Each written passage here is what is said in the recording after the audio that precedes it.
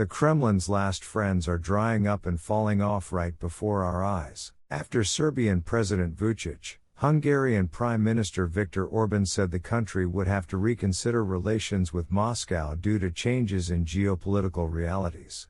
And they are such that embracing toxic Moscow backfires. U.S. Deputy Treasury Secretary Wally Adeyemo warned African countries that they would face sanctions if they began to work closely with Russia.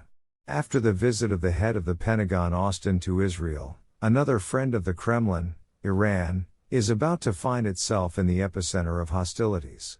Neither Israel nor the U.S. will ever allow Tehran to acquire nuclear weapons. And after close cooperation with Russia, Iran is closer than ever to this. The Kremlin, on the other hand, is very hopeful of China's military assistance, which will most likely be discussed during Xi Jinping's visit to Moscow, scheduled for March 21.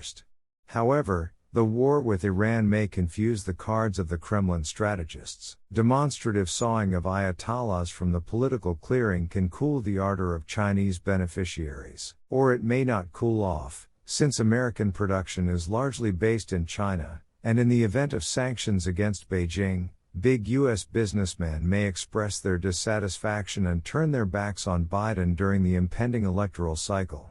Everything is so tightly tied into a knot that it will have to be carefully unraveled, weighing every political gesture. But knocking Tehran out of the big geopolitical game will be an absolute boon. And from the militaristic cave glade, the entire General Corps is squeezing out Prigozhin, who has shown political ambitions. The ghoul has already whined about the fact that he was deprived of his means of special communications and that his special passes to the cherished departments were annulled, where delicate issues could be resolved in special offices. Now, having torn the ghoul away from its blood arteries, the system, blessedly, can bury the breastfed PMC. Instead of proud convicts, fresh contract soldiers will fight, who, under their bluish banners, are instructed to collect the nuclear Elko bobblehead Dmitry Medvedev. 400,000 contract servicemen are planned to be called up by the end of this year. Since February 22, Medvedev has been regularly holding thematic meetings with the participation of governors and plenipotentiaries, giving them quotas for concluding such contracts. The standards for the Sverdlovsk and Chelyabinsk regions are 10,000 head of hairy cattle each, and for the Perm region, about 9,000.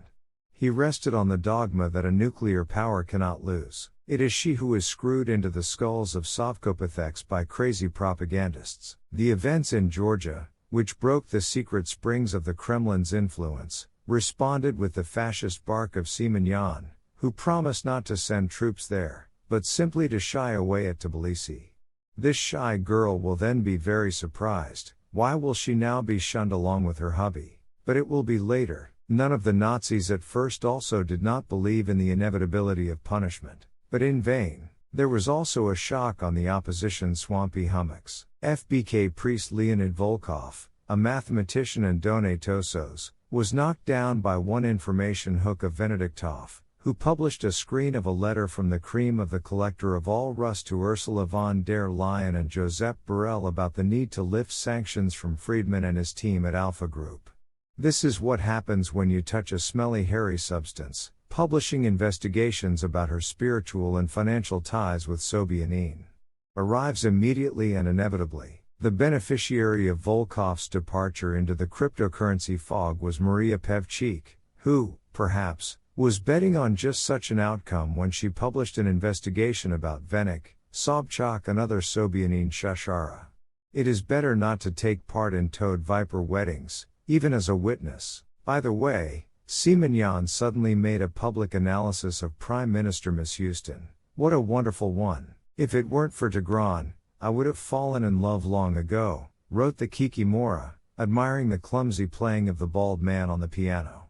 Simonyan is not a mythical Bulgarian, and never admires just like that. Perhaps the collectors in the drawing rooms are aware of the likelihood of the displacement of the elite shit masses, and are making cautious bets. In the USA, by the way, too, no wonder that for the second year in a row Zelensky was denied participation in the Oscars ceremony, which will be held on the night of March 13. Probably, His participation will be discordant with the upcoming film by Aleksandr Buterbrodovich, a film about which was included in the list of contenders for the award.